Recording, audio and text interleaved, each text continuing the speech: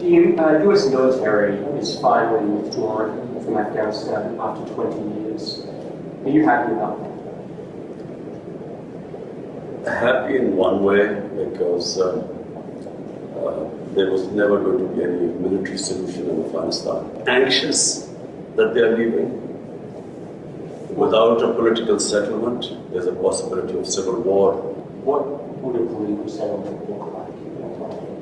A political settlement in Afghanistan would mean a sort of a coalition government, a government from the Taliban side and the other side. There is no other solution. Do you think the Americans made a mistake by saying they're getting out by September 11th? Difficult, they have got themselves in such a big mess. They had to give some sort of time frame. But at the moment they gave a time frame, Taliban would have considered that a victory. How do you feel about the prospect of the Taliban effectively controlling Afghanistan? Like, are you happy to welcome them into the community of nations? As far as Pakistan is concerned, whoever represents the people of Afghanistan, we will deal with them. But what if they're not democratically elected? That's not through elections, they've done it through brute force. And does it not concern you on some level that this group of people is accumulating power right next door to you? Look, I'm not a spokesman for Taliban. For me to say, what they are doing or what they shouldn't be doing is pointless right now. In case Taliban go for an all-out victory, there is going to be incredible amount of bloodshed. And let me tell you, the country that is going to suffer the most after Afghanistan is going to be Pakistan. Will you allow the American government to have CIA here in Afghanistan to conduct cross-border counter-terrorism missions against Al-Qaeda, ISIS, or the Taliban? Absolutely not. There's no way we're going to Seriously? any bases, any sort of action from Pakistani territory into Afghanistan. Absolutely not. Pakistan suffered 70,000 casualties, more than any other country, by joining the American war. We will be partners in peace, not in conflict. Have you spoken to Joe Biden since he took office? No, I haven't. Is there a reason for that? No, whenever he has time, he can speak to me. But at the moment, clearly, he has other priorities. What would you say to him if you had a meeting? I would. You see, the U.S. has a big responsibility as the most powerful nation in the world. They have this huge responsibility in the subcontinent. This is almost 1.4 billion people living in the subcontinent. We are held hostage to one dispute in Kashmir, a disputed territory. According to the United Nations Security Council resolutions, there should have been a plebiscite for the people of Kashmir to decide about their own future. That has never taken place. It's frustrating. Over 100,000 Kashmiris have died in this freedom struggle. And it can easily, if the Americans have the resolve, the will, this can be sorted out. Let's talk about a relationship that many people are concerned about. How are your current relations with Indian Prime Minister Narendra Modi? When I became the Prime Minister, I reached out to him immediately. I said, you come one step towards us, we'll come two towards you. On television, I said this. And I said that, my main concern, my main reason for coming into politics was to eradicate poverty in Pakistan, make it a welfare state. This is why I came, and secondly, rule of law. These were my two slogans, make Pakistan a welfare state, rule of law in Pakistan. And you can the best way to eradicate poverty, not just in Pakistan, in India as well, is to trade with each other. India is a huge market. Pakistan is a market of 220 million people. But it's a door to Central Asia and to the energy corridor, which India is energy short. So we would mutually benefit each other. So I reached out, But I realized that there's, I was up against an ideology. You see, Narendra Modi is RSS.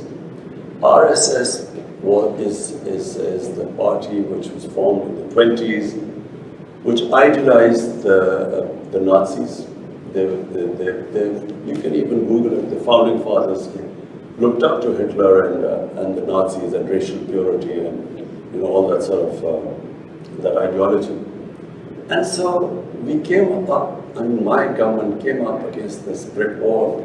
We couldn't go through and we couldn't understand in the beginning. And then it gradually came out when the steps they took in Kashmir.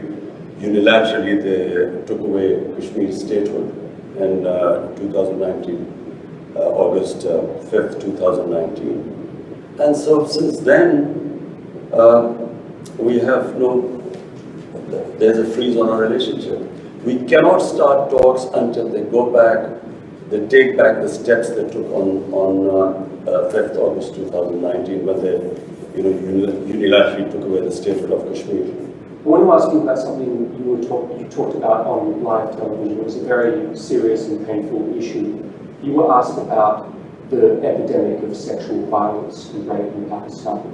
And you acknowledged the seriousness of the problem, and you talked about Pakistan's strict laws.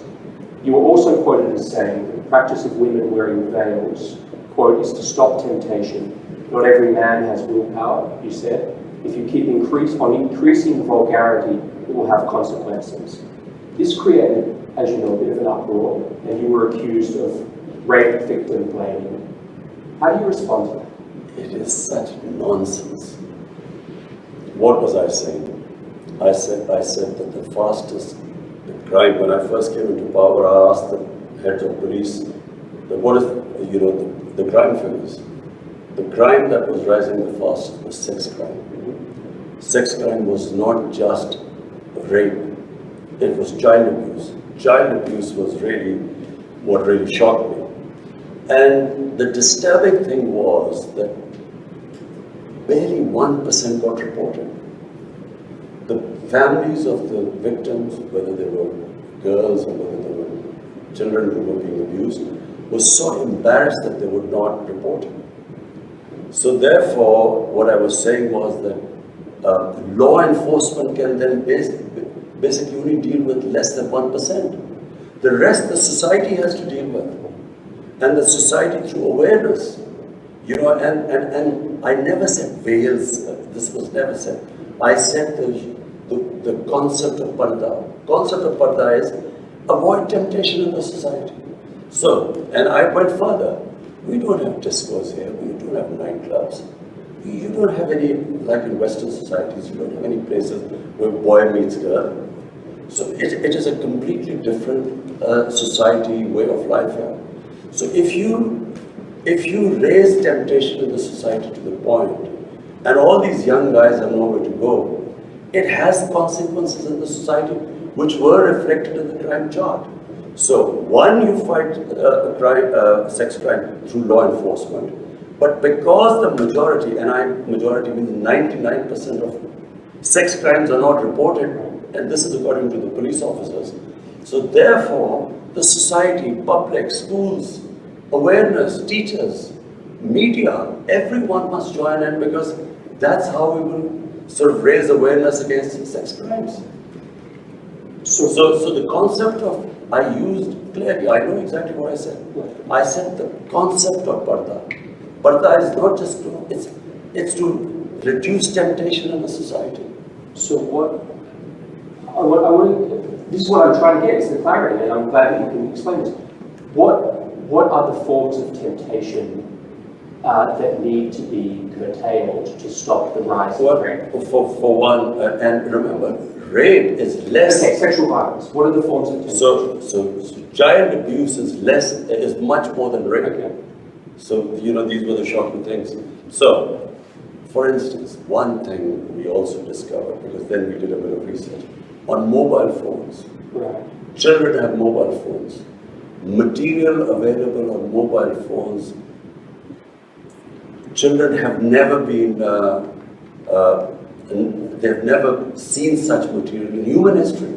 It's never happened before. Children have never had this exposure before. So when I said the whole society has to fight, starting from, how do we deal with this?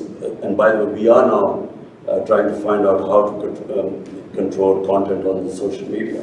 So that's one, but at the moment it's free for all. And then, television plays, they should be educating people, about the sort of things that children are exposed to. And so when you mean the society, you mean all the various ways, starting from schools, everywhere. The society must fight sex crimes. You also mentioned in that interview Bollywood and Hollywood. Do you believe that Bollywood and Hollywood films have contributed to this rise in sexual violence? Absolutely. When I can only compare when I went to England as an 18-year-old. There were adults-only films. The content on films was completely different, and then we saw it changing throughout. What was taboo maybe in early 70s was acceptable in late 70s. So when on films the content gets X-rated and these become acceptable, clearly it has an effect on the society. X-rated is sort of underground. I mean, you don't really believe that Hollywood films or mainstream Hollywood or Bollywood films are causing a rise in sex. No. You see, and what kind of films? Let me tell you, Hollywood, the way it works in the subcontinent, from Hollywood it goes to Bollywood, which is in India, which has completely changed again. What was the Indian film industry in the 70s and the 80s, gradually in the 90s, and what it is now, is completely changed. So the content is completely different. And it has an impact on the society. If anyone is telling me that this does not have an impact, you can just read, you can just see the divorce rates, you can see the sex crime. It has an effect both in India and Pakistan. So we then take the content from India, out of the films take it. And so basically what I was saying was that there must be an alternative. You must show an alternative, our own way of life. There is another way of life. Because modernity is not just submissiveness. It's not modernity. If we are thinking that, if you just have more and more permissive content on television or on films, this is modern. It's not modern. Again, I watch a lot of Hollywood films. I don't see anything that would inspire me to commit acts of sex. But Jonathan, you live in a Western society. I know. So you've grown up there. I'm talking about the impact it has on our society. We have seen the change here. There's a massive change taking place. And every society must analyze itself. They must work out what are the impact it is having on different segments, and then take steps. Do you think that what women wear has any effect? That's part of this temptation? Well, if a woman is wearing very few clothes, it will have an impact on the men, unless they're robots. I mean, it's common sense. Yes, but is it really going to provoke acts of sexual violence? It depends which society you live in. If in a society people haven't seen that sort of thing, it will have an impact on them. If you grow up in a society like you, maybe it won't on you. So, I'm not talking, Jonathan, you must understand, this is this problem we face. This cultural imperialism, whatever is in our culture, must be acceptable to everyone else. It's not. Every culture is different.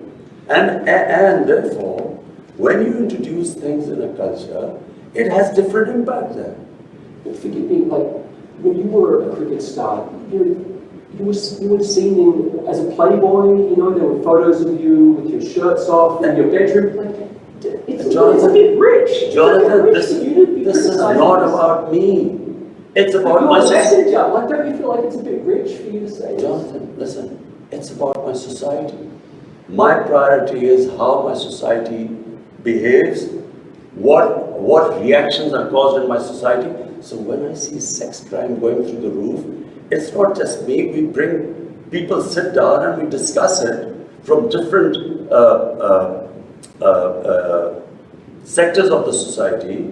We sit down, we discuss how we're going to tackle this. We have a problem.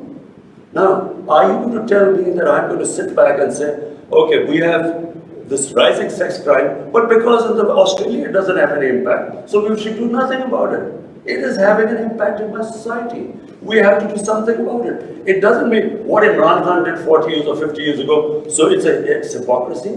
This is absolute lunacy what you're talking about. It's absolute nonsense. We have a responsibility. I, as a Prime Minister, have a responsibility. When a sex crime takes place, when a child is abused, he's traumatized for life. We have to do something about it. One thing that is striking to me coming here is in America we have about 100 million more people than you, not so much more. 600,000 Americans have died of COVID. Your country, as I understand, something like 20,000, 25,000.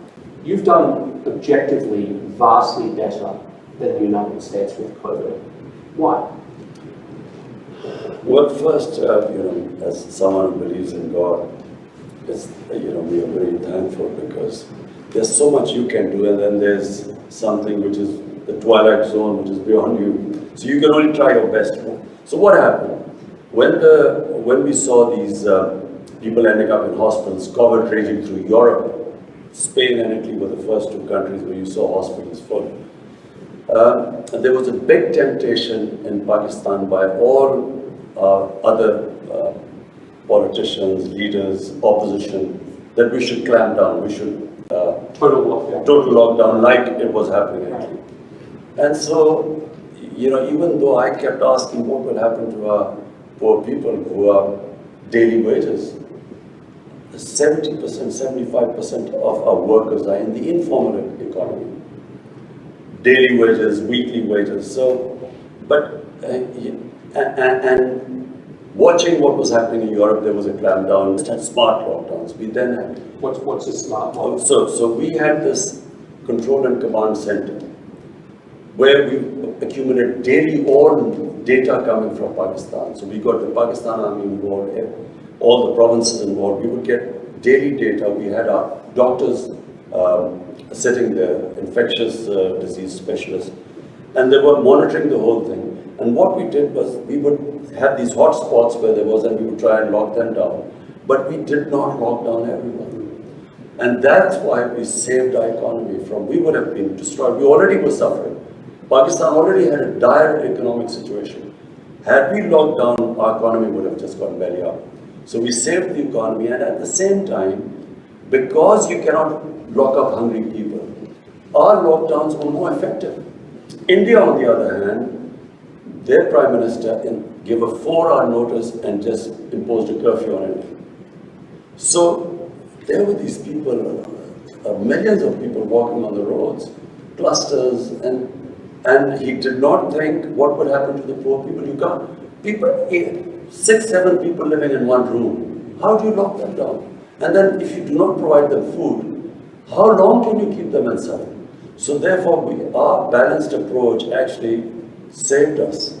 So Pakistan actually managed to control it too. Secondly, we saved our economy and we came out of it better than other countries. Having said that, we still haven't come out of it completely because until we vaccinate everyone.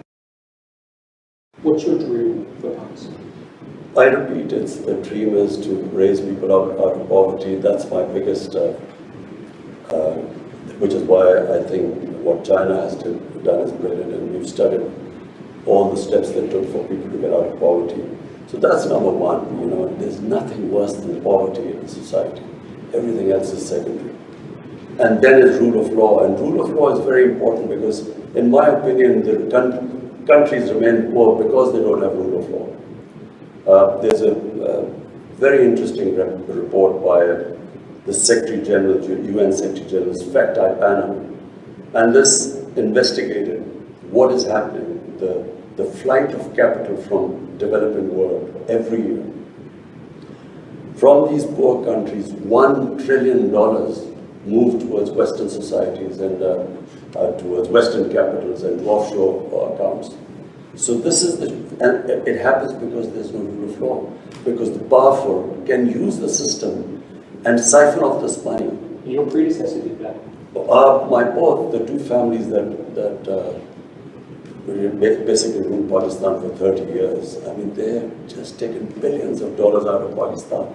So when this huge amount of money leaves the country, that money could be spent on human development, reducing poverty, on infrastructure, all the ways that you can create wealth. So not only do you get impoverished because that money is taken away, but then they buy dollars to take it out. So it impacts your currency. And when it impacts your currency, when your currency devalues, it raises poverty because it causes inflation. So two things. One is steps taken to reduce poverty, make Pakistan a welfare state. And secondly, to bring the powerful under the rule of law. I want to ask you about one more subject, which is climate change. Pakistan suffers from climate change in a way that I think people in America couldn't begin to understand. Like, you are in the cauldron, almost the ground zero of climate change. Help an American watching this, there's going to be a lot of Americans watching this, help them understand what the stakes are for this issue and what needs to change in your mind. Well, for Pakistan, you see, for the Americans to understand why it is critical for us that the world moves to fight climate change. 80% of all the water in our rivers come from our glaciers, which are in the mountains, Himalayas, Karakoram, the mountain ranges. And if the temperature keeps rising at the rate it is, our glaciers are melting. I was talking to the president of Tajikistan, which is on the other side of the mountains. They said that 1,000 glaciers have melted in their mountains, which bring water to their rivers. So if these glaciers are melting at a fast rate and this temperature keeps rising, then we are facing hundreds and millions of people are going to face starvation.